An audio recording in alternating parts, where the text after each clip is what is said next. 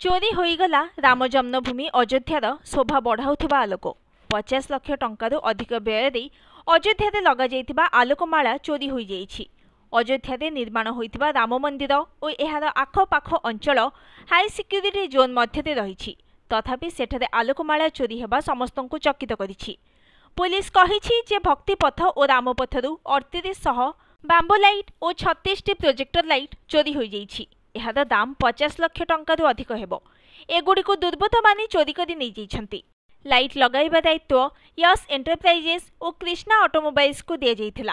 Ayodhya development authority उक्त संस्था सहित लाइट लगाइबा नै चुक्ति करिथिला। एही संस्थार प्रतिनिधि अगस्ट 9 रे चोरी नै राम जन्मभूमि पुलिस स्टेशन में अभियोग करथिले। एहा परे मामला रुजु करा जाइछि। राम पथरे मोट 6400 बाम्बो लाइट और भक्ति पथरे 96 प्रोजेक्टर लाइट लगा जाइथिला।